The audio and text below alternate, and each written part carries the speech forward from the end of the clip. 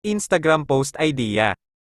Mag-upload ng picture galing sa inyong gallery at gawing background. Credits to Idol Ann Curtis ang aking Instagram photo model ngayon. Panoorin at sundan na lang ang aking gagawin. I'm wearing Dolce & Gabbana, all I wanna do is flex, flex. I'm getting famous like Rihanna, all I wanna do is flex, just flex.